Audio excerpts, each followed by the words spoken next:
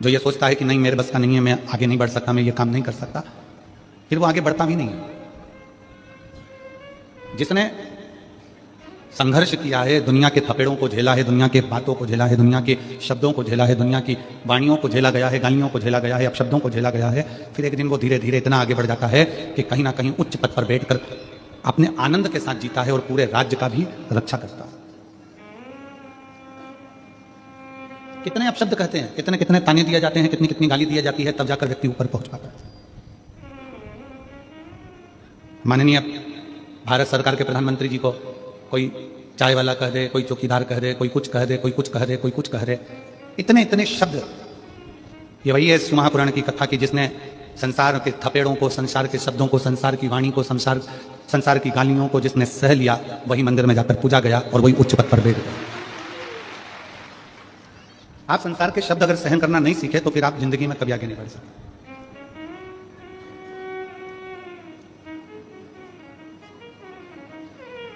इतना ही आप प्रयास कर लो। अब आप अपनी भक्ति के इस हृदय चित्त से विचार करिएगा कि कल कथा में चल रहा था कि ग्रंथ, संत और भगवान। ग्रंथ को पकड़ो, संत को पकड़ो और भगवान को पकड़ो। जो महापुराण की कथा कहती है, मान लो आप ग्रंथ को भी नहीं पकड़ पाए, हो सकता है कि अपन पढ़े लिखे ना हो सकता है हमने पढ़ाई ना करी, हम शिक्षित ना हो। पर शिव महापुराण की एक बात बड़ी सुंदर कहती है, आप भले शिक्षित ना हो पर शिव तत्व कहता है कि अपनी आने वाली पीढ़ी को, अपने बेटों को, अपनी बेटियों को, भले आप शिक्षित नहीं हो पर आने वाली पीढ़ी में अपने बेटों को, अपनी बेटियों को, अपने पोते को, अपनी पोती को शिक्षा जरूर दिलाओ और उच्च शिक्षा दिलाओ, जिससे ये बच्चे आने वाले समय में कुछ अच्छा कर सकें। आज अच्छी शिक्षा की हर व्यक्ति को जरूरत है।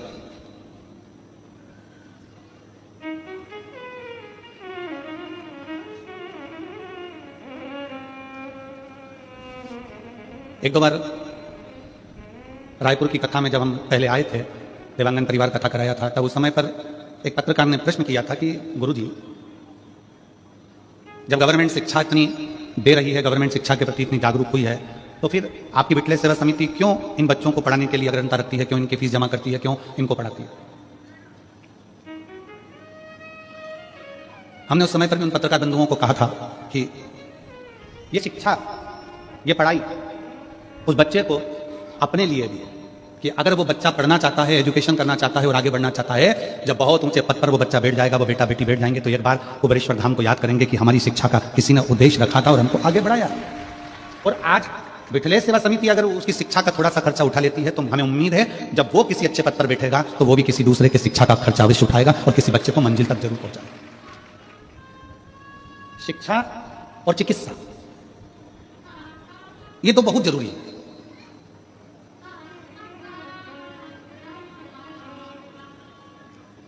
और हमारा तो निवेदन है पूरी भारत सरकार से, माननीय राष्ट्रपति महोदय जी से, माननीय प्रधानमंत्री महोदय जी से, माननीय मुख्यमंत्री महोदय जी से, माननीय क्षेत्रीय सांसद महोदय जी से, माननीय विधायक महोदय जी से, अध्यक्ष महोदय जी से, जितने ऊंचे ऊंचे पद पर जो बैठे हैं उन सबसे निवेदन है कि अपने क्षेत्र में रोड बने ना बने, अपने क्षेत्र में नाली बने ना बने, पर अपने क्षेत्र में अच्छे स्कूल और अच्छे हॉस्पिटल बनना जरूरी है। शिक्षा और चिकित्सा ये दो ऐसे बल हैं जो बच्चों की जिंदगी को प्रबल बना देते हैं। मेरी जीजियों, आप भले छोटे से गांव हाले कोसा में रहते हो, चुरिया में रहते हो या और छोटे से छोटे गांव में रहते हो, आप भले पढ़े ना हो, आपके माता पिता ने भले आपको पढ़ाया लिखाया नहीं हो, भले आप कुछ भी नहीं जानते हो, पर इस व्यासपीठ के सामने से संकल्प लेकर जाना कि मैं अपने बेटा बेटी को खूब पढ़ाऊंगा और खूब पढ़ाऊंगी जिससे वो अपना नाम रोशन करे। हमारे बच्चे अच्छे पढ़े, उसकी शिक्षा अच्छी।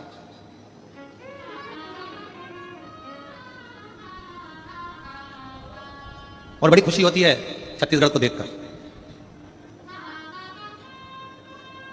छत्तीसगढ़ को देखकर बड़ी खुशी होती है कि यहां छत्तीसगढ़ियाओं ने, ओरिजिनल छत्तीसगढ़ के निवासियों ने बाहर के फैशन को अपने छत्तीसगढ़ में नहीं आने दिया, अपने संस्कारों के बल पर रह गया। बाहर का फैशन नहीं आया, बाहर का भोजन और बाहर का फैशन ये व्यक्ति के क्षेत्र को बर्बाद कर देता है, प्रदेश को, देश को बर्बाद कर देता है। फैशन भी बर्बाद करता है और बाहर का भोजन भी बर्बाद करता है। आज क्यों इतनी बीमारियां फैल रही है? लीवर खराब हो गया, किडनी खराब हो गई, थायराइड हो गया, शुगर हो गई, कहीं बीपी हो गया, कहीं आंखों से दिखना कम हो गया, कहीं कानों से सुनना कम हो गया, कहीं ब्रेन हेमरेज हो रहा है, कहीं ब्रेन ट्यूमर हो रहा है, कहीं गांठें हो रही हैं। उसका कारण क्या? हमारा खान पीन शुद्ध नहीं हो पा रहा। क्यों? ना जाने कौन कौन सा भोजन बाहर का आ गया, ऐसा ऐसा भोजन, कहीं मैदे का, कहीं काहे का, ऐसा ऐसा भोजन आ गया कि लोग उसे, वो फिर वही बात आ गई, दवा दवा कर खाओगे तो दवा खाने जाओगे, इतना दवा खा लिया कि आखिरी में दवा खाना चलेगा। गलत भोजन का त्याग।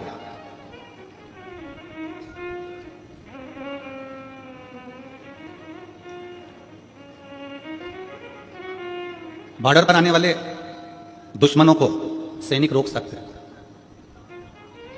बॉर्डर पर आने वाले दुश्मनों को सैनिक रोक सकते हैं। हमारे घर में आने वाले फैशन को और भोजन को हम अपने संस्कारों के माध्यम से रोक सकते हैं। आप कोई सैनिक जैसा काम नहीं कर सकते, आप बॉर्डर पर जाकर युद्ध नहीं कर सकते, आप बॉर्डर पर जाकर नहीं लड़ सकते, तो अपने घर में बॉर्डर जैसे सैनिक जैसा काम करो कि गलत फैशन हमारे घर में ना आए, गलत भोजन हमारे घर में ना आए। हम इस फैशन को भी दूर भगाएं जो गलत है, और गलत भोजन को भी दूर भगाएं, जिससे हमारे घर में संस्कारों के माध्यम से हमारे परिवार की रक्षा हो सके।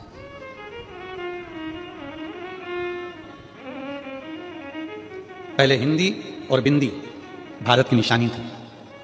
हिंदी और बिंदी भारत की निशानी थी।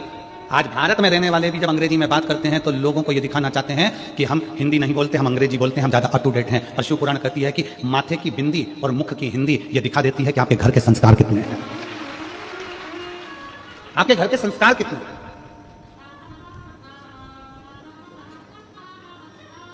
आप रोक सकते हो फैशन को आपके घर के संस्कारों से। सैनिक जैसे आप नहीं बन सकते, क्या बॉर्डर पर जाकर लड़ लो, बॉर्डर पर किसी को रोक दो। दुश्मनों को रोकने का काम सैनिक का है, और घर में गलत फैशन और गलत भोजन को रोकने का काम आपका, आपके संस्कारों का।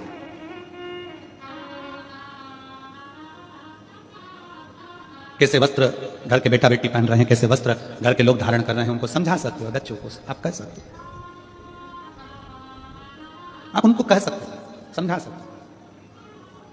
शिव महापुराण की कथा कल से वर्णन कर रही है कि ग्रंथ, संत और भगवंत, आप ग्रंथ को नहीं पकड़ सकते, आपके पास इतना समय नहीं है कि आप पोथी पुराण पढ़ो, कि घर का पालन करो, घर की व्यवस्था करो, घर में भोजन की व्यवस्था करो, उनको रहने की व्यवस्था करो। नहीं पकड़ सकते ग्रंथ को, कोई बात नहीं। आप संत के पास भी नहीं जा सकते, कोई संत है उसके पास जाकर नहीं बैठ सकते, ज्यादा आपके पास समय नहीं है, मत बैठो। और तीसरे नंबर का है भगवंत। भगवंत कौन? भगवंत को ढूंढने के लिए दूसरी जगह नहीं जाना है। हमारे प्रत्येक व्यक्ति के घर में मेरा भोले बाबा एक व्यक्ति ऐसा देता है जो पूरे घर को तार देता है। प्रत्येक घर के अंदर एक व्यक्ति ऐसा देता है। अपने क्षेत्र में, अपनी कॉलोनी में, अपने मोहल्ले में, अपनी सोसाइटी में, अपने गांव में, अपने नगर में मेरा भगवान शंकर एक व्यक्ति ऐसा देता है जो पूरे गांव को, मोहल्ले को, क्षेत्र को, परिवार को पार लगा देता है। हम दिनेश जी साहू जी आपको इसके लिए धन्यवाद देंगे कि वास्तवता इतने छोटे से गांव को आपको इसलिए साधुता दे रहे हैं कि इतने छोटे से गांव हाले कोसा को, शायद कोई क्षेत्र ऐसा नहीं है जिस क्षेत्र में हमने दूसरी बार इतनी जल्दी कथा करी हो, और हाले कोसा की भूमि पर दूसरी कथा हो रही है। ये दूसरी कथा, ये क्षेत्र है। प्रत्येक घर के अंदर भगवान एक व्यक्ति ऐसा देता है। जैसे हिरण्यकशिपु के घर में एक प्रहलाद दिया है, और तानपात के घर में बेटा ध्रुव दिया है, राणा जी के घर में मीराबाई दी है, कर्माबाई दी है, नामदेव जी दिए हैं, संत तुकाराम जी दिए हैं, रामकृष्ण परमहंस जी दिए हैं। उसी तरह भारत के भूमि पर जितने घर हैं, प्रत्येक घर के अंदर एक कोई बच्चा, बेटा, बहू, माँ, काका, काकी, फूफा, मामा, नाना, कोई भी एक व्यक्ति भगवान ऐसा देता है जिसके अंदर भगवान की भक्ति देता है, और वो सबसे कहता है भगवान का भजन करो, एक लोटा जल चढ़ाओ, शिव की उपासना करो। उसके पास बैठोगे तो वो भगवान की ही बात करेगा, उसके पास जाकर बैठोगे तो सत्संग की ही बात करेगा।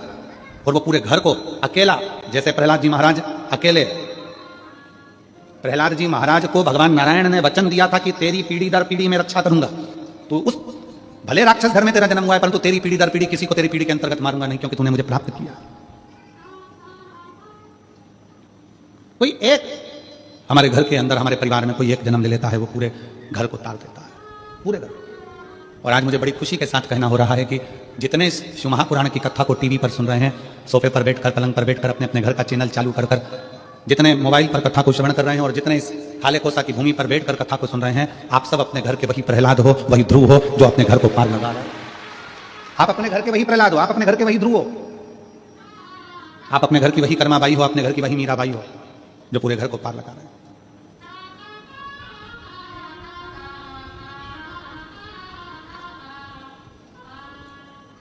हर पल, हर घड़ी, हर क्षण आप किसी ग्रंथ को भी पूरा नहीं पकड़ सकते, संत के पास जाकर नहीं बैठ सकते, तो भगवंत को ढूंढो। भगवंत कहीं ढूंढने के लिए जाने की जरूरत नहीं है। भगवंत तुम्हारे घर के पास में होगा, तुम्हारे घर में होगा, तुम्हारे मोहल्ले में होगा, तुम्हारे क्षेत्र में होगा, तुम्हारी कॉलोनी में होगा, तुम्हारी सोसाइटी में होगा। कोई एक महिला, पुरुष, बेटा, बेटी, बच्चा, बच्ची, कोई एक ऐसा होगा जो भगवान की भक्ति में डूब रहा होगा और आपको भी कहेगा कि क्यों दुखी हो, एक लोटा जल चढ़ाया करो।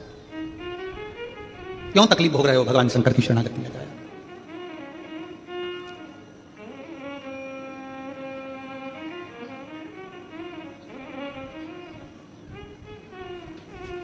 कल वो बच्चा जो झारखंड से देवघर से आया, सीए हुआ, वो बच्चे ने उनके आसपास में कोई को बोला होगा कि जितनी खुशी तो मेरे को सीए बनने में नहीं हुई होगी, उतनी खुशी तो मैं व्यासपीठ को प्रणाम कर प्राप्त करूं। एक विश्वास आपके भीतर है ना, एक भगवंत जैसा पथ आपके भीतर है ना। यहां पर जितनी बुजुर्ग मेरी माँ बैठी है ना, जितनी मेरी जीजियां बैठी हैं, जितनी मेरी नवयुवान बेटियां, बहुएं, बुजुर्ग माता हैं, जितने मेरे भाई, जितने मेरे बेटा, जितने यहां पर बैठे हुए हैं, वो अपने घर में एक बल देते हैं, एक ऊर्जा देते हैं। जब घर का कोई व्यक्ति थोड़ा सा भी टूटता है ना, तो ये तुरंत कह देते हैं, क्यों चिंता करते हो, एक लोटा जल चढ़ाओ, बेलपत्री शहद लगाकर शिव को चढ़ाओ, अपनी मेहनत को 4 गुना बढ़ाओ, अपने परिश्रम को बढ़ाओ, भगवान क्यों ना सुनेगा। आप किसी को बल दे रहे हो ना, जो दुनिया का सबसे बड़ा दान है, विश्वास दे देना। और दुनिया का सबसे बड़ा पाप है विश्वास को तोड़ देना, भरोसे को तोड़ देना। यह दुनिया का सबसे बड़ा पाप है। और दुनिया का सबसे बड़ा पुण्य है किसी को विश्वास दे देना, किसी को भरोसा दे देना। बड़ी बीमारी हो गई, लीवर किडनी बेकार हो गया, कैंसर जैसा रोग हो गया, शरीर में गठान हो गई, तो भी आप खुश होकर उससे कह रहे हो, काहे की चिंता करना। वो सीवर वाला महाराज कहता तो है, सारी समस्या का हल एक लोटा जल।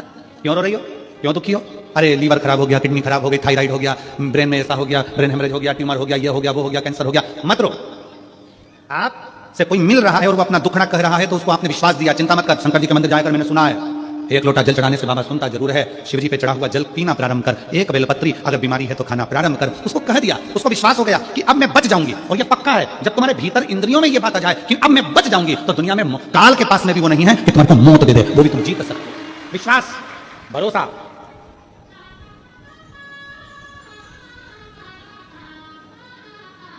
हमारे पिताजी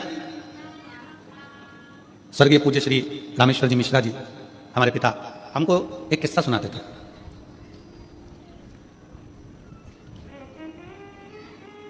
बाल्यावस्था में एक किस्सा उनका बड़ा प्रिय था, वो हमेशा कहते थे,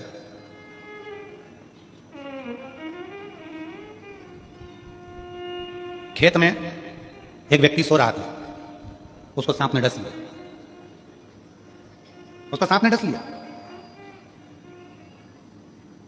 सांप डसा, उसके नेत्र खुल गए, उसने देख लिया सांप डस के जा रहा, चिल्लाया जम के, पत्नी उड़ गई, पास में सोई थी, उसने देखा, उसने भी देख लिया कि सांप डसा। जम के पत्नी ने कपड़ा बांधा, पति ने कहा मुझे सांप डस गया। पत्नी कहती है क्यों मूर्खों की तरह बात करते हो, पागल हो गए, सांप डस गया। अरे मैंने देखा सांप डस गया, भी गया, काला सांप था बहुत भयंकर।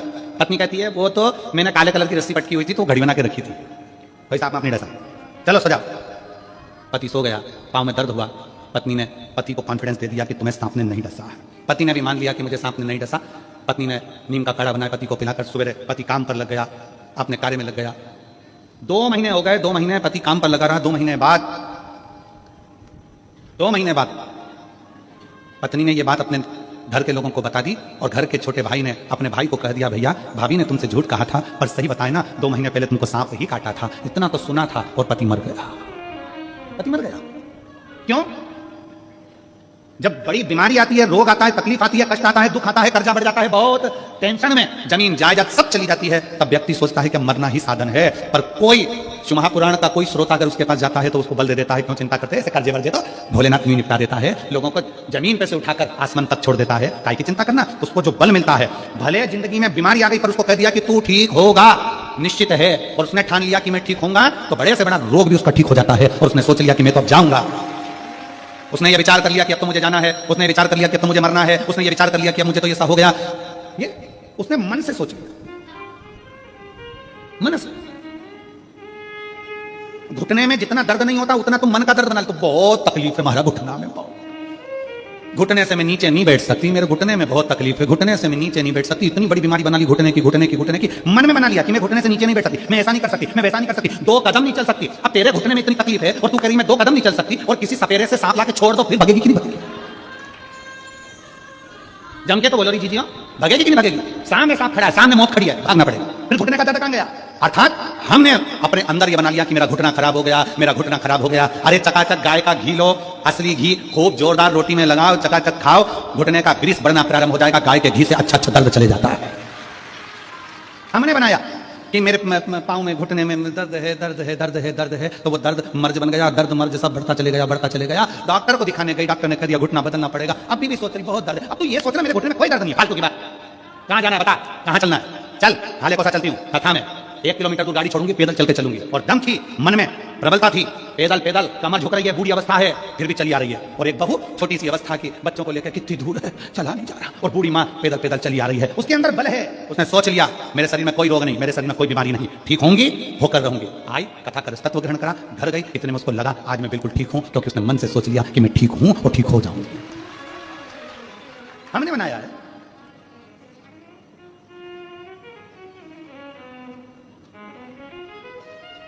कोई कोई भ्रम लोग अपने आप पैदा कर लेते हैं, अपने आप भ्रम पैदा कर लेते हैं।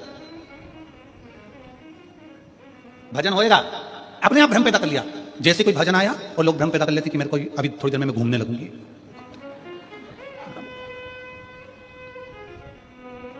वो डोंगरगढ़ वाली मैया इतनी फ्री बैठी है क्या कि तुमने एकदम घूमना चालू करा और मां आके तुम्हारे अंदर बैठ गई?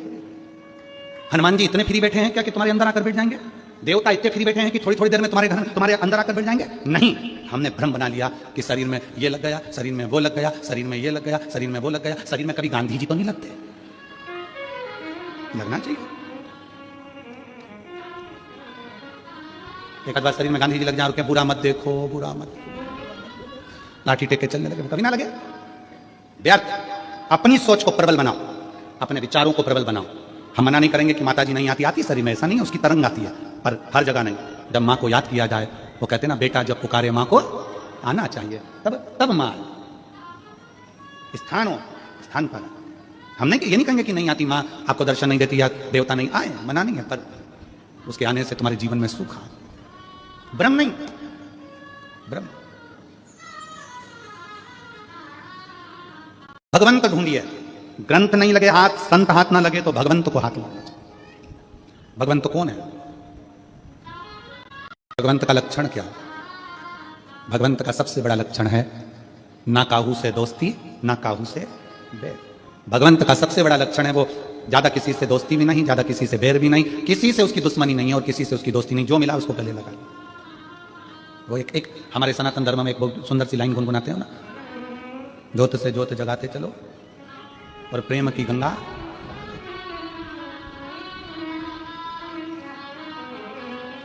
राह में आए जो दीन दुखी, राह में आए जो दीन दुखी, सबको गले से लगाते चलो, प्रेम की गंगा बहाते चलो। ज्योत से ज्योत जलाते चलो, ज्योत से ज्योत जलाते चलो, प्रेम की गंगा बहाते चलो। राह में आए जो दीन दुखी, राह में आए जो दीन दुखी, सबको गले से लगाते चलो, प्रेम की गंगा बहाते चलो। ना काहू से दोस्ती, ना काहू से बैर, सबको अपना बना, सबको अपना।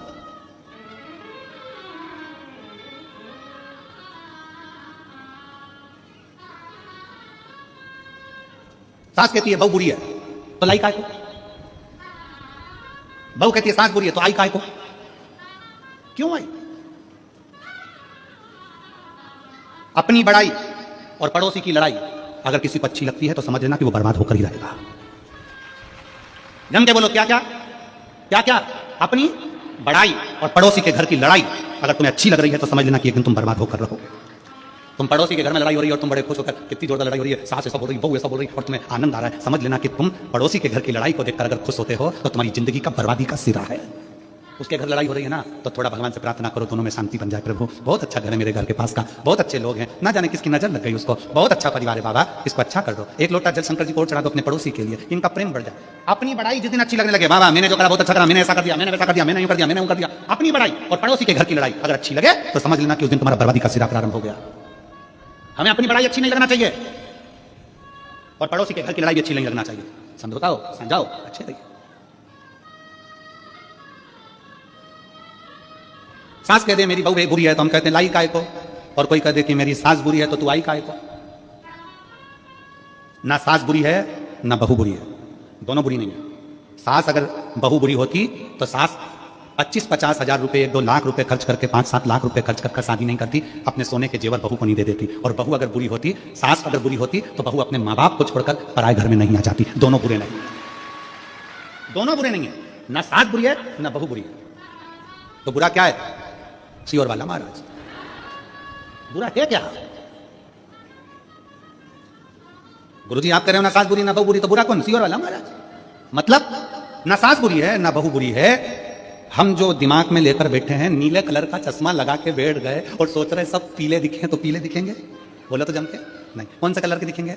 नीले। लाल कलर का चश्मा लगाया तो सब जम के बोलो जरा लाल दिखेंगे, काला लगाया तो काला दिखेंगे। सास ने जो चश्मा अपनी आंखों में चढ़ा लिया बहू के प्रति कि मेरी बहू ऐसी है, और चश्मा चढ़ गया उसके आंखों पर, उसके परिवार वालों ने चढ़ा दिया तुम्हारी बहू ऐसी, तुम्हारी बहू ऐसी, वो बहू ऐसी, वो बहू ऐसी, उसने चश्मा लगा लिया अपनी आंखों में, लेंस ऐसा लगा लिया कि वो बहू बुरी दिखने लगी, जो अच्छी दिखती थी वो बेकार दिखने लगी। बहू ने चश्मा चढ़ा लिया अपनी आंखों पर कि सास बुरी तो वो बुरी दिखने लगी। अपने चश्मे को चेंज करिए, अपने चश्मे को बदलो, थोड़ा बदलो, चश्मा बदलोगे अच्छा दिखने लगेगा, श्रेष्ठ दिखने लगेगा।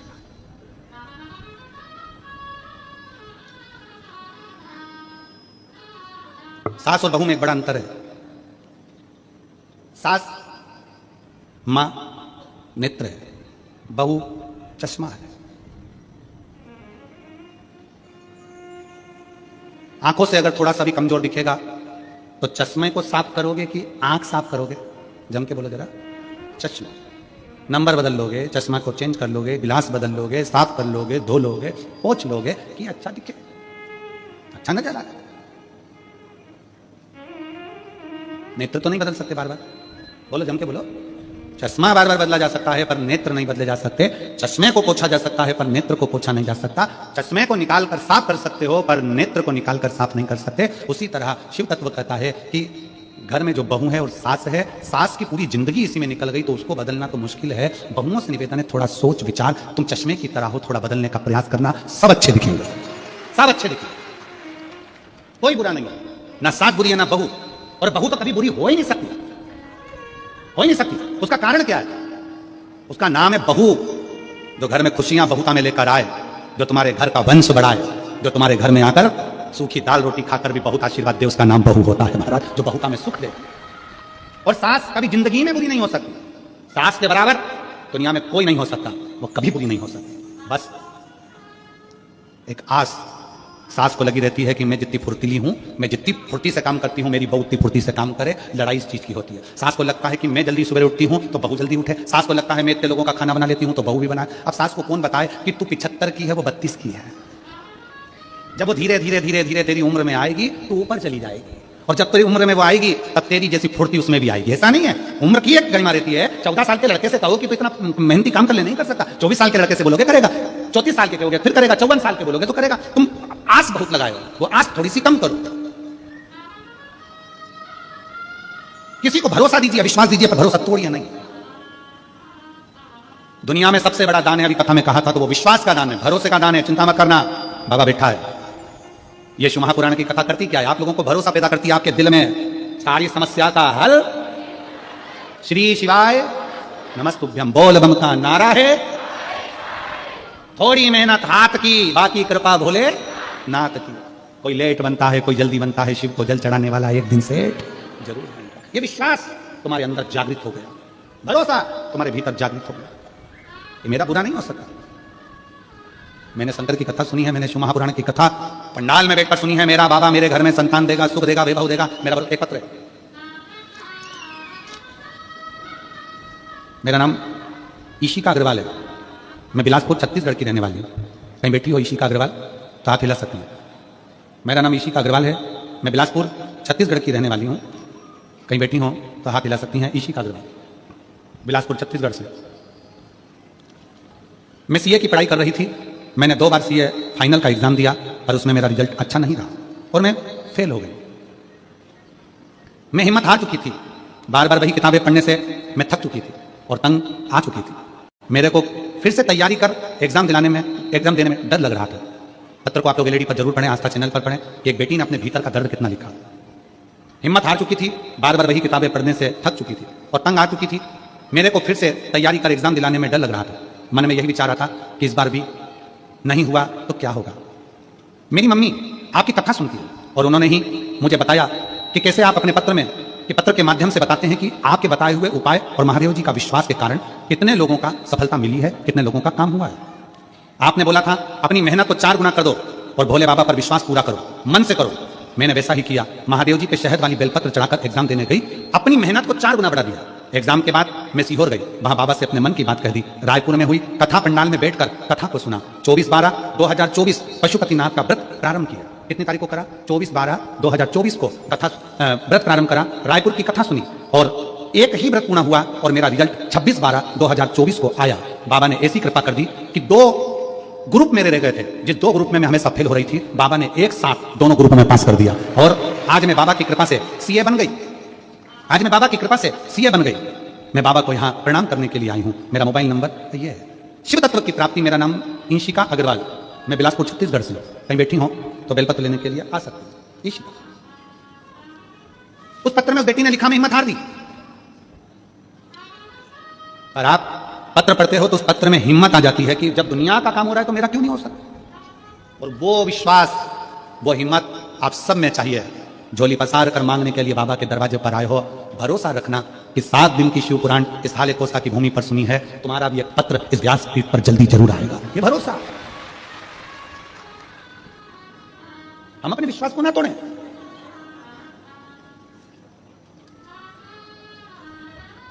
अपने भरोसे को प्रबल करिए। और खाली ना जाता कोई दर से तुम्हारे, खाली ना जाता कोई दर से तुम्हारे। मैं भी खड़ी हूँ नन्ही बाहें पसारे, अपने हृदय से लगा लो, लगा लो। गिरा जा रहा हूँ, उठा लो, भोले अपने दर से अब तो ना टालो। गिरी जा रही हूँ, उठा लो। एक विश्वास अपने भीतर उत्पन्न करिए, भरोसा। 2 असुर हुए। एक का नाम था विदल, दूसरे का नाम था उत्पल। दोनों जुड़वा थे। बाल्यावस्था थी। पूत के पांव पालने में नजर आने लगते हैं। व्यक्ति कैसा होगा ये उसको नजर आने लगता है। व्यक्ति कैसा होगा ये नजर आने लगता है। पूत के पांव पालने में दिखने लगते हैं। बिलद उत्पल 4 साल की अवस्था थी। एक बार मां उनको घुमाने के लिए लेकर गई, दोनों को हाथ पकड़कर।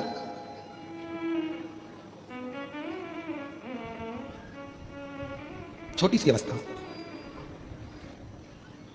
एक सरोवर में पास में बच्चे खेल रहे थे। शिव महापुराण की रुद्र संहिता का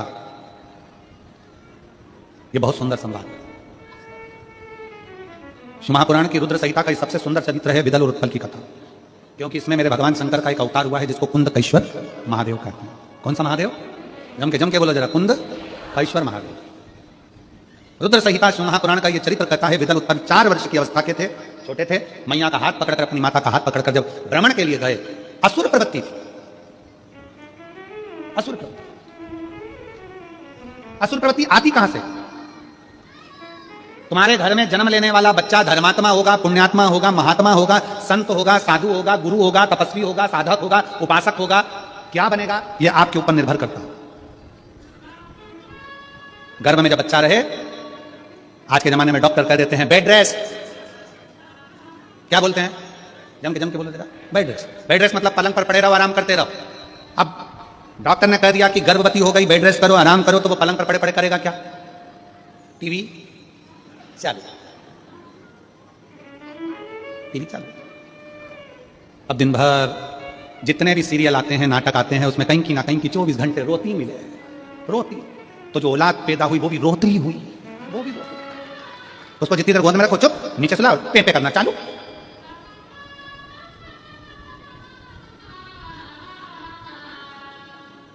अब गर्भ में तुमने बच्चा गर्भ में, टीवी खोलकर तुम क्या सुन रहे हो, क्या देख रहे हो, मोबाइल पर क्या देख रहे हो, क्या सुन रहे हो? दिन भर टीवी पर तुमने डोरेमोन देखा, इसलिए औलाद भी डोरेमोन जैसी पैदा हुई।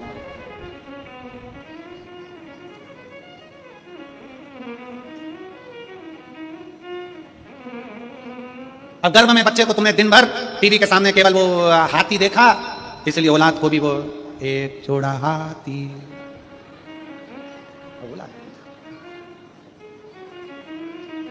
तुमने जो देखा है वो तुम्हारी औलाद की दृष्टि नहीं। तुम क्या देख रहे हो, क्या कर रहे हो, तुम्हारे ऊपर निर्भर करता है तुम्हारा बेटा कैसा बनेगा।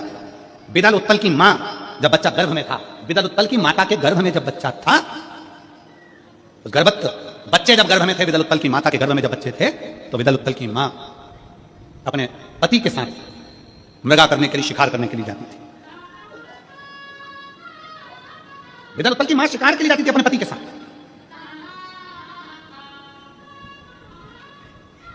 पति बाण छोड़ता, जीव को मारता, और ये बिदल उत्पल की मां क्या करती, जो मरा हुआ जीव पड़ा रहता था उसको भी बाण से 25 बाण मारकर छेदित कर, 2500 बाण मारकर छेदित कर। आपका संस्कार क्या कहता है आपके भीतर का? इसलिए शिव महापुराण की कथा कहती है जब बच्चा गर्भ में रहे, कई कई माताएं कह देती हैं गुरुजी हमने सुना है कि जब बच्चा गर्भ में रहे तो शंकर जी को एक लोटा जल नहीं चढ़ाना चाहिए, जब बच्चा गर्भ में रहे तो शंकर जी की पूजा नहीं करना चाहिए, हमने सुना है कि शंकर जी का पाठ नहीं करना चाहिए, शंकर जी की पूजा नहीं करना चाहिए, शंकर जी पे चढ़ा जल नहीं पीना चाहिए, शंकर जी की पूजा नहीं करना चाहिए। हम तो ये पूछना चाहते हैं वो महाराज को पकड़ के लिया जिसने बताया कि गर्भ में जब बच्चा रहे तो शंकर की पूजा नहीं करना चाहिए। कौन से पुराण में लिखा, कौन से शास्त्र में लिखा, कौन से वेद में लिखा? शिव महापुराण की कथा कहती है जब बच्चा गर्भ में रहे तो रामायण की चौपाइयां पढ़िए, जब बच्चा गर्भ में रहे तो श्रीमद् भागवत पढ़िए, जब बच्चा गर्भ में रहे तो शिव पुराण पढ़िए, जब बच्चा गर्भ में रहे राम कृष्ण शिव सबकी आराधना करिए, भगवान की भक्ति में डूबने की आराधना करिए, भगवान की भक्ति करिए। हो सकता है औलाद भी भगवान की भक्ति करती हो जाए।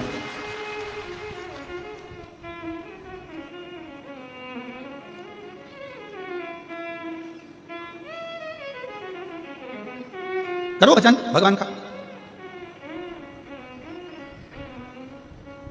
खूब भगवान का भजन करो। कोई कहते गर्भ में बच्चा है भगवान शंकर की पूजा नहीं करना चाहिए, ऐसा कहीं नहीं लिखा। जाओ शंकर के मंदिर में करो आराधना, शिव की पूजन करो, शिव की आराधना करो, शिव की भक्ति करो। सारी समस्या का हल एक लोटा जल।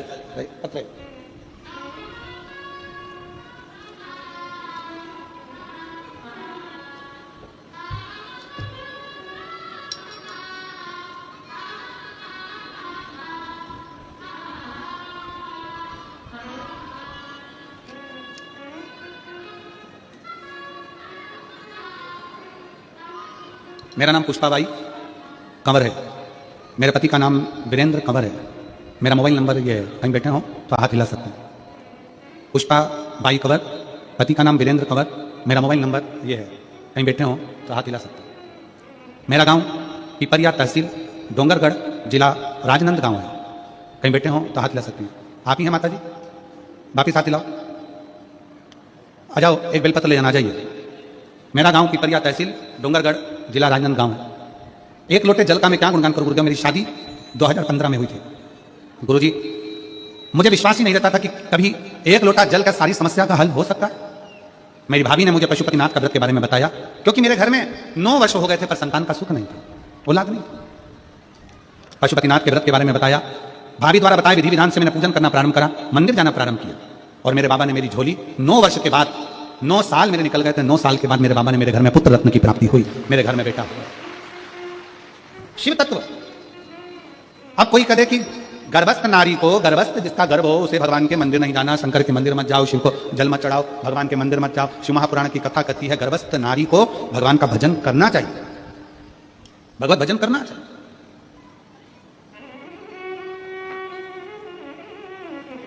उसका फल मिलता है, मिलेगा।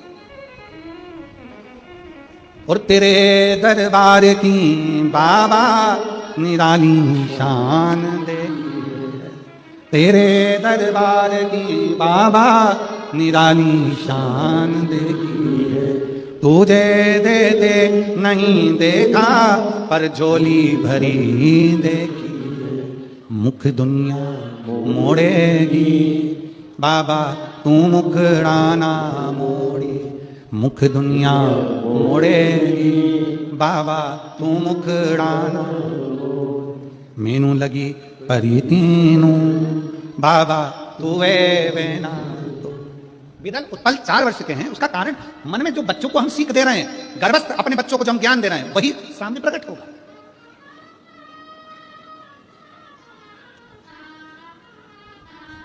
वही सामने प्रकट होगा। अब विदल उत्पल 4 साल के, मां का हाथ छोड़कर भागे, सरोवर के किनारे पर मां कपड़े धो रही है, उसके 2 बच्चे हैं, बैठे हैं, छोटे छोटे बच्चे, बिल्कुल छोटे, साइड में बैठे हुए थे। विदल उत्पल चुप कर गए और बच्चों को उठाकर उन्होंने पानी में डुबो दिया। और मत बुरे कर्म कर बंदे वरना पछताएगा, भगवान की आंखों से तू बच नहीं पाएगा, तू बच नहीं पाएगा। अरे ओ अज्ञानी मत करना दान, तेरे कर्म का फल भी तू ही पाएगा, जैसा किया तूने तेरे आगे आएगा। मत बुरे कर्म कर बंदे वरना पछताएगा, भगवान की आंखों से तू बच नहीं पाएगा, तू बच नहीं पाएगा। विदल उत्पल ने छोटे छोटे बच्चों को उठाकर फेंक दिया। 4 साल की अवस्था थी, जी पकड़ते मार देते, बच्चों को ले जाकर पानी में डाल देते, अग्नि में धक्का दे देते।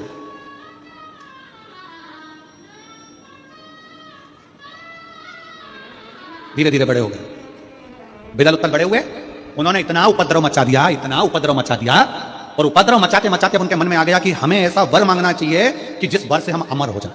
वो वर हमको चाहिए। किसके पास जाएं? तो विदल उत्पल ने विचार करा, एक काम करते हैं, वो देवऋषि नारद सद्गुरु घूमता है, वो हमें बता सकता है कि सबसे बड़ा दानी, सबसे जल्दी राजी होने वाला और सबसे बड़ा दानी कौन है। नारद जी के पास चलो, वो बताए। नारद जी को ढूंढ रहे हैं, नारद जी को ढूंढने में लगे, ढूंढने में लगे नारद जी, और लगे पीछे नारद जी को ढूंढ। और देवा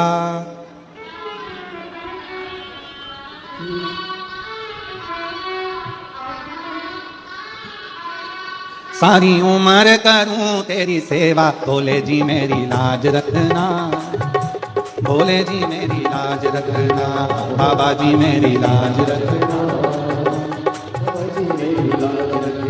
ओ देवा महादेवा, ओ देवा महादेवा, ओ देवा महादेवा, ओ देवा महादेवा, ओ सारी उम्र करूं तेरी सेवा, बाबा जी मेरी लाज रखना, बाबा जी मेरी लाज रखना, बाबा जी मेरी ढोलक का जो बम है थोड़ा ज्यादा कम कर। भोले जी मेरी लाज रखना, बाबा जी मेरी लाज रखना, भोले जी मेरी लाज रखना, बाबा जी मेरी लाज रखना। अरे भाव दोनों हाथों से बम, ढोलक का कम करिए, ढोलक का बम फट रहा है, आवाज आ रहा है।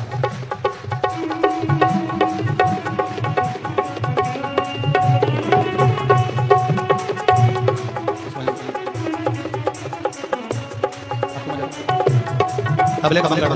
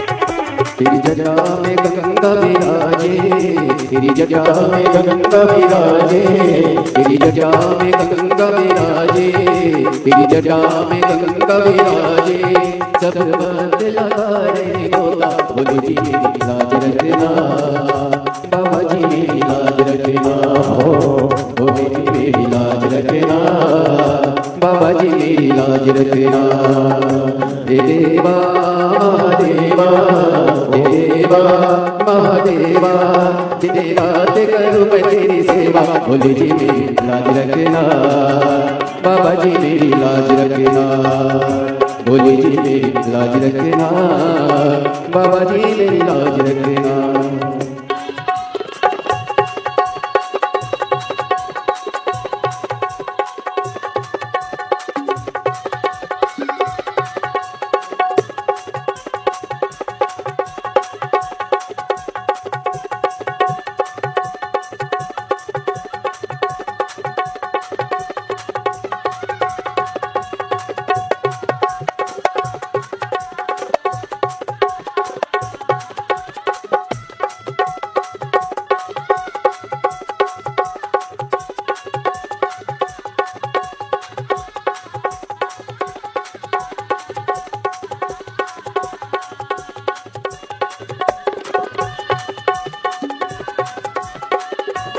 बोले शंभो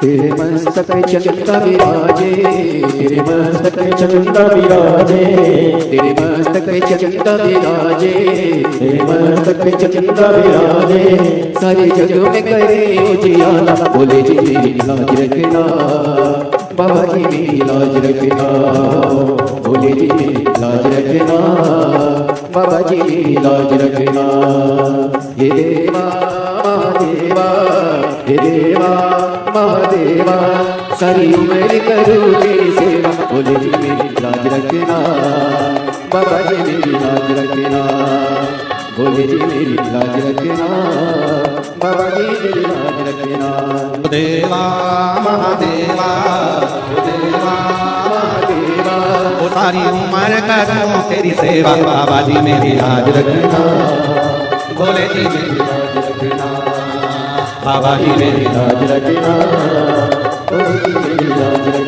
तेरे सिर पर गंगा विराजे तेरे सिर पर गंगा विराजे तेरे मस्तक पे गंगा विराजे तेरे मस्तक पे गंगा विराजे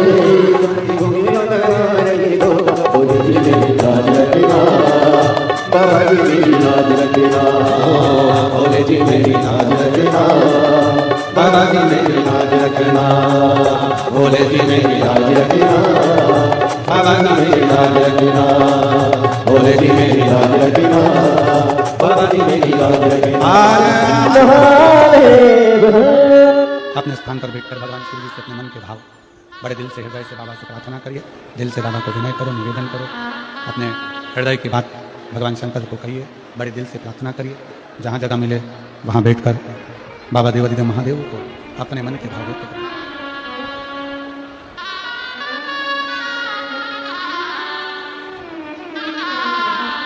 जहाँ भी जगह मिले वहाँ बैठो और दिल से बाबा को प्रार्थना करिए, निवेदन करिए, अपने हृदय की बात भगवान शिव शंकर से करिए। श्री शिवाय नमस्तु, श्री शिवाय नमस्तु,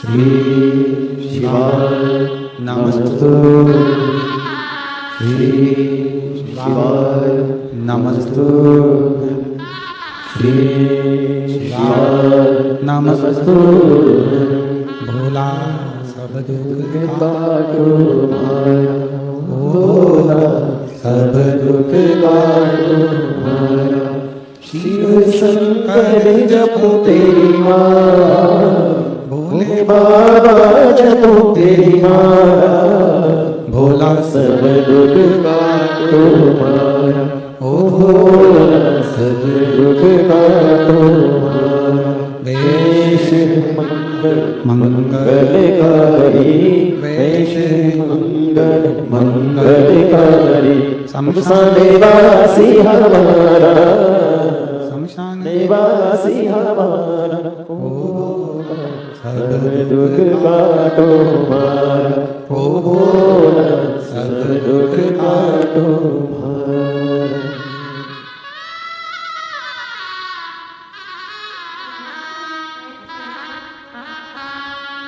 भगवान देव महादेव शिवोगरदानी त्रिकालदर्शी कैलाशी विनाशी शंकर विदल उत्पल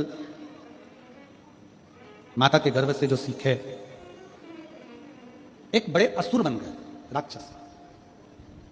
एक मां अपने बेटे को भक्त बना सकती है, अपने बेटे को संत बना सकती है, महात्मा बना सकती है, और एक मां ही है जो अपने बेटे को असुर भी बना सकती है। जिस दिन बच्चा पहली बार गलती कर आए और मां उसके गाल पर अच्छा जोरदार एक धर कर दे दे ना, बच्चा दूसरी बार गलती नहीं कर सकता। हमने बचपन में किस्सा पढ़ा है और हमारा विश्वास कहता है कि वो किस्सा आपने भी पढ़ा होगा या सुना होगा। एक बच्चा स्कूल से कलम चुरा कर लिया, मां से कहा मां देख मैं कलम लाया, मां कुछ नहीं बोली। बच्चा पेन लाया, मां कुछ नहीं बोली। बच्चा कॉपी चुरा कर लाया, मां कुछ नहीं बोली। बच्चा बैग चुरा कर लाया, मां कुछ नहीं बोली। धीरे धीरे वो बच्चा नामी चोर हो गया। सुनिए ना आपने, नामी चोर हो गया। एक बार पकड़ाया, थाने में बंद करा, जेल में बंद करा, फांसी की सजा हो गई उसको। उससे पूछा गया तेरी अंतिम इच्छा क्या है? उसने कहा मेरी मां के कान में मैं कुछ कहना चाहता हूं। उसकी माता को बुलाया गया। फांसी देने से पहले उसने अपनी मां के कानों में कुछ कहने के लिए आगे बढ़ा और मां के कान को दांतों से पकड़ लिया और उसमें से खून बहने लगा। कान में से खून बह रहा। पुलिस वालों ने छुड़ाया। पागल हो गया, तुम्हारी मां है। वो लड़का कहता है आज मुझे फांसी पे चढ़ाने वाली भी मेरी मां है। जिस दिन पहली बार चोरी कर आया था उस दिन गाल पर थप्पड़ मार दी, तो आज मुझे फांसी की सजा नहीं होती।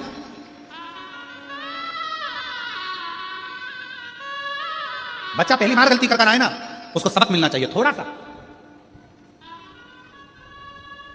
पर नहीं दे पाते। स्नेह, प्रेम,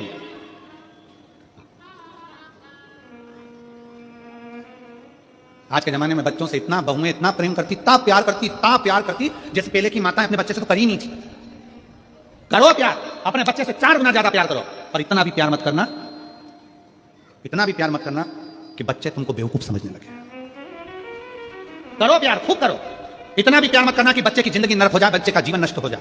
खूब प्यार करो, तुम्हारा पुत्र है, तुम्हारा बेटा है, खूब प्रेम करो, मना नहीं, पर बच्चे का जीवन खराब मत कर देना। इतना प्रेम मत कर देना कि बच्चे की पूरी जिंदगी खराब हो जाए। थोड़ा रोको भी, थोड़ा टोको भी, थोड़ा कहो। 9 वर्ष के बाद बाबू हुआ, एक बार जोरदार ताली बजा। संभव संभव। हर हर महादेव,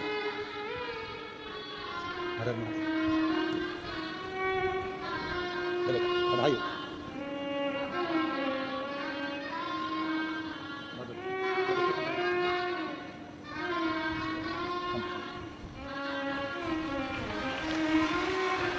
शिव तत्व हो, प्रेम करो, खूब करो। अपना बच्चा है, अपना बेटा है, उससे स्नेह करो, पर बच्चे को थोड़ा सा गलत काम करे तो रोको टोको भी। दादी से अपशब्द बोल रहा है, रोक दो बेटा। दादी से ऐसी बात करते हैं, दादाजी से पलट कर जवाब दे रहा है, रोक दो बेटा। दादाजी से ऐसी बात करते हैं, तुम्हारे ताऊ हैं, तुम्हारी बड़ी माँ है, तुम्हारे पिताजी हैं, मामा जी हैं, उनको इस तरह से भी बात करेंगे। आज अगर बच्चों को दादी को अपशब्द बोलना सिखा रहे हो तो एक दिन वही औलाद तुम्हारे को भी अपशब्द कहना चालू कर देगी, निश्चितता। उनको सिखाओ। विदल उत्पल को माने नहीं रोका, बड़े असुर बन गए। असुर बनकर नारद जी के पास पहुंच गए। देवर्षि नारद तो जैसे ही देवर्षि नारद ने विदल उत्पल को देखा तो नारद जी छुपे।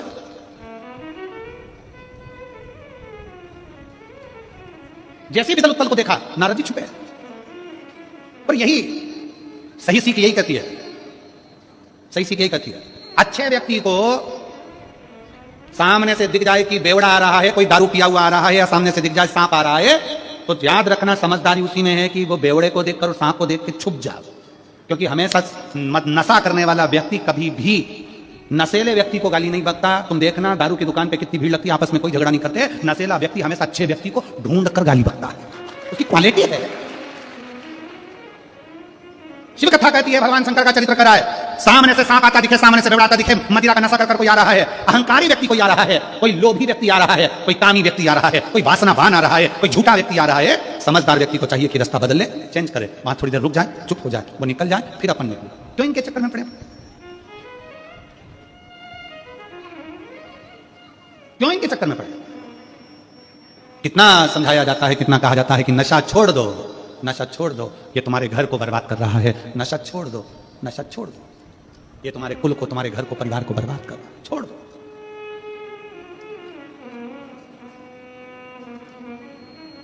शिव कथा कर रही है, भगवान शंकर का चरित्र कर रहा है। नारद जी छुप गए, असुर है, राक्षस हैं, नारद जी को ढूंढ लिया। असुर है, राक्षस हैं, नारद जी को ढूंढ लिया। नारद जी श्रीमन नारायण, श्रीमन नारायण, श्रीमन नारायण, श्रीमन नारायण। बिदल उत्पल ने नारद जी को प्रणाम कर तुरंत प्रणाम किया। बिदल उत्पल ने जैसे ही प्रणाम किया, नारद जी के मन में आया, इतने बड़े राक्षस होकर अक्ल तो है, प्रणाम तो करें, नमन तो करें। अब नारद जी को क्या मालूम था कि ये प्रणाम क्यों कर रहा है, कुछ पाने को। बिदल उत्पल ने कहा नारद जी से, नारद जी हम आपको कब से ढूंढ रहे थे, आप मिल ही नहीं रहे थे। अब नारद जी कैसे कहते, हम तुम्हारे चक्कर में तो छुपे पड़े थे, हम तुम्हारे चक्कर में छुपे हुए। नारद जी हमारे मन में एक प्रश्न है, आप उत्तर दोगे?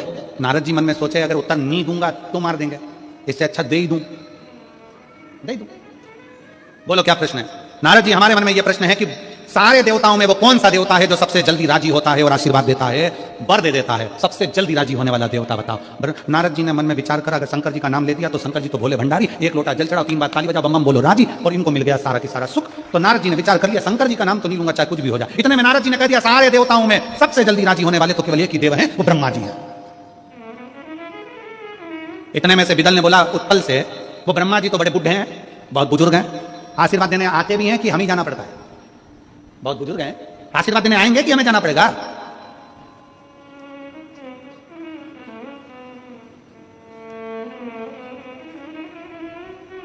कौन समझाए दुनिया के लोगों को?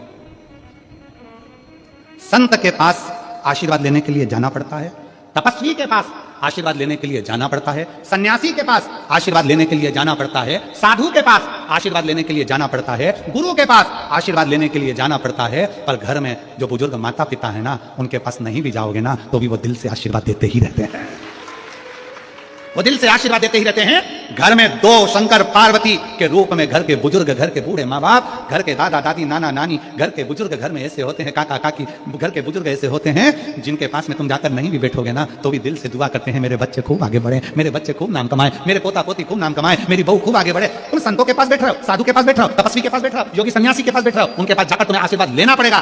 पर घर के माता पिता, घर के बुजुर्ग ऐसे होते हैं जिनके पास नहीं भी जाओगे ना तो भी वो दिल से दुआ ही देंगे, बद दुआ कभी नहीं देंगे, क्योंकि वो घर के बुजुर्ग हैं, माता पिता हैं। ब्रह्मा जी देंगे?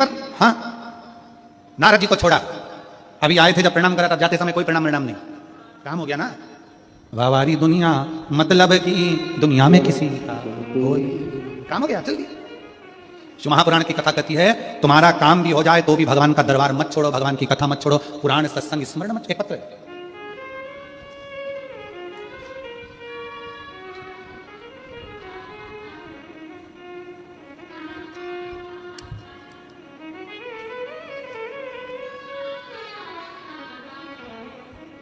मेरा नाम शकुंतला सिंह है, मेरे पति का नाम रामराज सिंह है, मोबाइल नंबर मेरा ये है, दुर्ग में रहती हूँ, कहीं बैठी हूँ तो हाथ हिला सकती हूँ, मैं दुर्ग में रहती हूँ। मेरा नाम शकुंतला सिंह है, मेरे पति का नाम रामराज सिंह है, मेरा मोबाइल नंबर ये है, मैं दुर्ग में रहती हूँ। दुर्ग कहीं बैठी हूँ तो हाथ हिला सकती हूँ, अगर कहीं बैठी हूँ तो हाथ हिला। दुर्ग केंद्रीय जेल में मैं कार्यरत हूँ। गुरुजी श्री शिवाय नमस्तुभ्यम मंत्र कोई साधारण सा मंत्र नहीं है, 1 लोटा जल का मैं क्या गुणगान करूं गुरुदेव। 2021 में मुझे कैंसर हुआ, कहीं आई हो तो हाथ हिला सकती हैं, अगर कहीं बैठी हो तो हाथ हिला सकती हैं। आप ही हैं? आ जाइए, बेलपत्र ले जाना, आ जाइए, पता आ जाइए। 2021 में मुझे कैंसर हुआ, पता चला चेकअप में कराने पर, तब लखनऊ गई, वहां के ग्लोबल हॉस्पिटल में मेरा चेकअप हुआ, जिसकी रिपोर्ट में मुझे कैंसर बताया गया। डॉक्टर ने मुझे ऑपरेशन के लिए कहा और मेरा ऑपरेशन कराया गया। वहां से डिस्चार्ज होकर मैं अपने घर वापस आ गई। घर आने के बाद मेरे शरीर में कैंसर की पहले एक गठान थी, अब पूरे शरीर में गठान ही गठान हो गई। इतनी गांठें हो गई कि मैं कपड़े भी नहीं पहन पाती थी। शरीर में कैंसर की इतनी गांठें हो गई कि कपड़े पहनना भी दुश्वार था। तब हमारे जेल लाइन की एक भाभी आए, मुझे देखने के लिए आई और उन्होंने मेरे पति को शिव की पूजन करने का बोला। एक लोटा जल शंकर जी पे चढ़ाओ। फिर मेरे पति रोज शंकर जी के मंदिर जाते, शिव जी पर एक लोटा जल चढ़ाते, बेलपत्र अर्पित करते और मुझे बाबा पर चढ़ा हुआ जल आचमन कराते, बेलपत्र खिलाते। बाबा की कृपा का मैं क्या गुणगान करूं गुरुदेव। मैंने लखनऊ जाकर दोबारा से टेस्ट करवाया तो मेरे शरीर की कैंसर की सारी गठानें गल चुकी थी, एक भी गठान नहीं बची थी, सारी गठानें गल गई और मैं बाबा की कृपा से आज स्वस्थ हो गए। अपनी ड्यूटी दुर्ग केंद्रीय जेल में वापस करने लगे। 2024 में आपकी कथा भिलाई में जयंती स्टेडियम में रही थी। मैं बाबा का धन्यवाद करने के लिए वहां पहुंची थी। मैंने पंडाल में बैठकर कथा सुनी। मैंने बाबा को धन्यवाद करते हुए पत्र भी लिखा, क्योंकि ड्यूटी पर रहती हूं तो समय नहीं मिल पाता। पर बाबा की कृपा का मैं धन्यवाद देने के लिए आई, और इसलिए धन्यवाद देने के लिए आई हूं कि मेरे कभी इतनी आस्था नहीं थी, पर बाबा का जो कृपा देखी है कि मेरे शरीर में इतनी कैंसर की गांठ एकदम पूरी समाप्त कर देना और मुझे कैंसर से मुक्त कर देना, ये बाबा की ही कृपा है। गुरुदेव, सच कहूं ना गुरुजी, बाहर तो शिव भक्ति है, परंतु केंद्रीय जेल के अंतर्गत भी सब लोग श्री शिवाय नमस्तुभ्यम का जाप करते हैं और शंकर को एक लोटा जल चढ़ाते हैं। शिव की भक्ति। गुरुदेव, ये कथा नहीं, ये कथा नहीं है गुरुदेव, ये एक एक व्यक्ति के दिल का विश्वास है। ये कथा नहीं, पूरे शिव भक्तों की पुकार है, शिव महापुराण की कथा, जो ना जाने कितनों को बल प्रदान करती है और रोग से मुक्त कर देती है। बाबा को मैं धन्यवाद देती हूँ गुरुदेव। शिव तत्व है, शंकर हो गई। एक पत्र और है, मैं नम्रता चावड़ा, पति का नाम राजेश चावड़ा, हम बमलेश्वरी की पावन नगरी डोंगरगढ़ जिला राजनांदगांव छत्तीसगढ़ से हैं। कहीं बैठी हूँ, आप ही हैं? हाथ हिलाओ एक बार, आ जाइए, आ जाओ, एक बेलपत्र लेकर जाना, आ जाओ, वापिस हाथ हिला दो एक बार, आ जाइए। डोंगरगढ़ जिला राजनांदगांव से हूं गुरुजी। मुझे सितंबर 2022 में पता चला कि मुझे गांठ हो गई। डॉक्टर ने कहा आप लेट हो चुके हो, ये गांठ साधारण नहीं है, ये कैंसर की गांठ है। जांच कराया, बायोप्सी कराया, बंबई गई, 15 दिन वहां पर रही और मालूम पड़ा कि मुझे कैंसर हो गया। कैंसर की गांठ मैं उसी समय सुनकर वहीं से सीधे सीहोर पहुंच गई। सीहोर गई, कुबेरेश्वर महादेव के धाम पर जाकर बैठ गई, विश्राम करा, रात्रि का बाबा को प्रणाम करा, जल चढ़ाया, कंकर शंकर की पूजन करी, रुद्राक्ष लेने के लिए गई थी पर रुद्राक्ष नहीं मिल पाई, रुद्राक्ष नहीं मिला, बड़ी दुखी हुई। अब करूं तो करूं क्या? वापिस आई, फिर वापिस नागपुर में जांच कराई, कैंसर निकला। परंतु गुरुजी आप कहते हो सारी समस्या का हल एक लोटा जल होता है। मैंने भरोसा कर लिया, फिर वापिस आकर फिर कुबेरेश्वर धाम गई, रुद्राक्ष लिया, बाबा की पूजन कर झोली पसार कर प्रणाम कर बाबा के चरणों में लोट लगा ली, कुबेरेश्वर बाबा की जमीन पर लोट लगाई और बाबा को प्रणाम कर आई कि मेरा कैंसर समाप्त होना चाहिए, कुछ भी करो। वापिस तीसरी जांच के लिए नागपुर गई और 2023 में फरवरी के महीने में जब मेरी तीसरी जांच हुई, उस जांच में मेरा पूरा कैंसर समाप्त हो गया, मेरी रिपोर्ट नॉर्मल आ गई। मैं बाबा को धन्यवाद देने के लिए शिव तत्व की प्राप्ति, आ जाओ, शिव तत्व की प्राप्ति, शंकर का गुणगान, शंकर की भक्ति, शिव स्मरण, आपका विश्वास, आपकी दृढ़ता, आपका भरोसा मूल है, शिव तत्व मूल।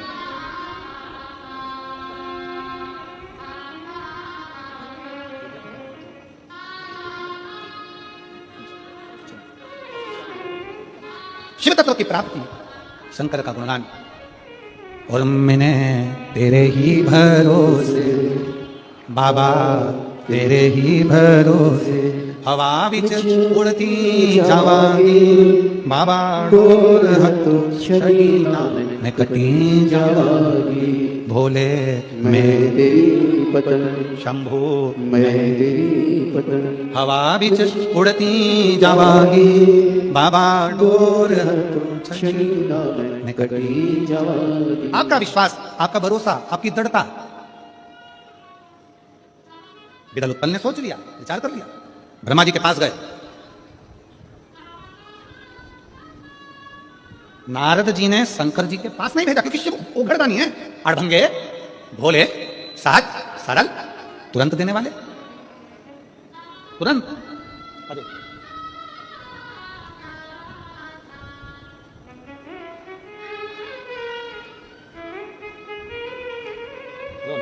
आंसू पोछो पहले, आंसू पोछो पहले, बाबा अच्छा कर दिया ना,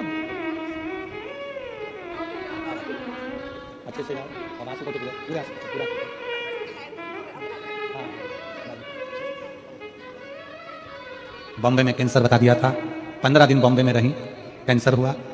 बाबा का दरवाजा नहीं छोड़ा, कुबेरेश्वर धाम चली गई, लोट लगा ली बाबा के चरणों में, पड़ी रही, विनय करा, रुद्राक्ष लिया, जल पीना चालू करा, जांच कराने नागपुर फिर गई, फिर मुंबई गई और बाबा की कृपा से कैंसर मुक्त हुआ। ये शिव कृपा है, ये शंकर की विश्वास। पर एक निवेदन है, डॉक्टर भी शंकर का एक रूप होते हैं। तुम रुद्राक्ष का जल पियो, चाहे शिव पे चढ़ा जल पियो, चाहे बेलपत्री खाओ, पर डॉक्टर जैसा जैसा बताए वैसी वैसी दवाई खाओ, डॉक्टर जैसा जैसा बोले वैसी वैसी जांच कराओ, क्योंकि डॉक्टर को भी हम शंकर का एक अंश मानते हैं। हमारी व्यासपीठ डॉक्टर को शिव मानती है। क्यों मानती है? क्योंकि केवल एक डॉक्टर ऐसा होता है जिसका दुश्मन भी अगर तकलीफ में आकर खड़ा हो जाए तो डॉक्टर केवल ऐसा होता है कि दुश्मन को दुश्मन नहीं मानता, उसको ठीक करने की जवाबदारी ले लेता है, वो डॉक्टर होता है। डॉक्टर शंकर का एक रूप होता है, जिसके हाथ में मेरे शिव ऐसी औषधि दे देते हैं कि कोई रोगीला व्यक्ति आता है ना, और डॉक्टर प्रसन्नता में कह देता है ये जांच करा लो, कोई दिक्कत नहीं, सब हल है चिकित्सा में, सब कुछ है चिकित्सा, आप टेंशन मत लो, धीरे धीरे ठीक हो जाओगे। डॉक्टर जब ऐसा कहता है ना तो समझो कि शंकर खुद कहता है कि ये ठीक हो सकता है, इसका इलाज है।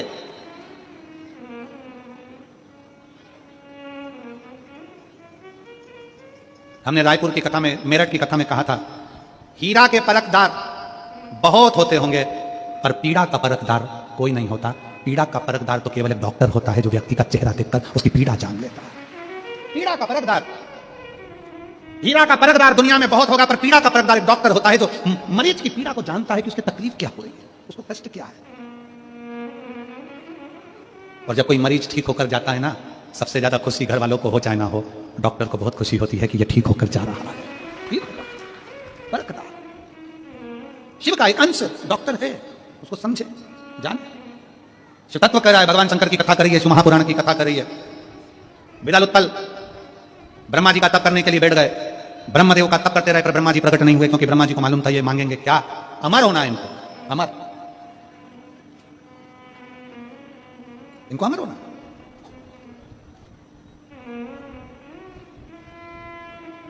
ब्रह्मा जी प्रकट नहीं हुए तो विदल उत्पल को क्रोध आ गया, और विदल उत्पल को क्रोध आया तो वो ब्रह्मा जी की ओर निहारने लगे। ब्रह्मा जी अपनी तप साधना में लीन थे, आखिरी में विदल उत्पल पर उनको आकर कृपा देना ही पड़ी। मांगो, तुम्हें क्या चाहिए? विदल उत्पल ने कहा हमें वर दे दो कि हम कभी मरे ना, हमें अमर कर दो, हम कभी मरे ना। शिव महापुराण की कथा कहती है संसार में जन्म लिया है तो मृत्यु तो आएगी, अब तुम रोकर जियो चाहे मुस्कुरा कर, तुम्हारे ऊपर निर्भर कर, मौत तो आना है।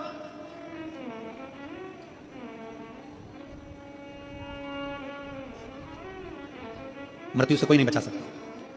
हां इतना जरूर है, मरने के पहले 100 बार मौत हमारे करीब में आती है। हम जो शंकर भगवान को लोटा भरकर जल चढ़ाते हैं वो मौत पीछे हटती चली जाती है, पर अटल मृत्यु जिस दिन आती है वो टलती भी नहीं है। अटल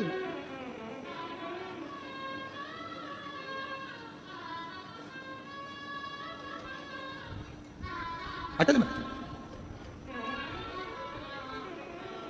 वो कहते हैं ये शरीर दुर्बल होता चले जाता है, शरीर गलता चले जाता है, इस शरीर को चाहिए कि वो शिव तत्व की ओर जाए। शिव तत्व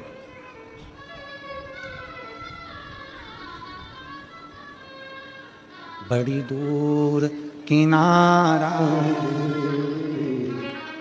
कश्ती भी पुरानी है, भोले बाबा सुन भी लो ये मेरी कहानी है, मैंने तुमको पुकारा है, तुम ही तो सहारे हो, भोले बाबा सुन भी लो ये मेरी कहानी है, बड़ी दूर किनारा है कश्ती भी पुरानी है, मेरे बाबा सुन भी लो ये मेरी कहानी है। हम शिव से कहें, ब्रह्मा जी ने कह दिया ऐसा वर नहीं दे सकता कि तुम अमर हो जाओ, मरना तो पड़ेगा। तो विदल चतुर था, उसने कह दिया वर देना चाहो तो फिर वर दो कि हम मरे तो किसी एक स्त्री के हाथ से मरे, स्त्री के हाथ से। ब्रह्मा जी ने कह दिया तथास्तु, वर दे दिया।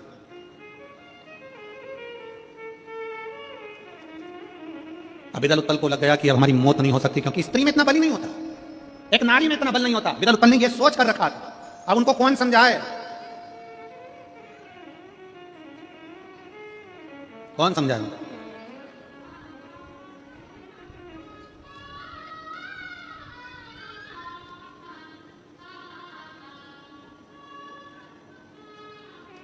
कि स्त्री साधारण नहीं हो सकती। भारत की नारी साधारण नहीं है। भारत की नारी में तप करने का, व्रत करने का, भजन करने का, सत्संग करने का बल इतना रहता है कि वो अच्छे अच्छे को निपटा दे, अच्छे अच्छे को। और उसके सिर पर जो पल्लू होता है ना, वो घर की मर्यादा होती है, इसलिए थोड़ा संभल कर चलती है।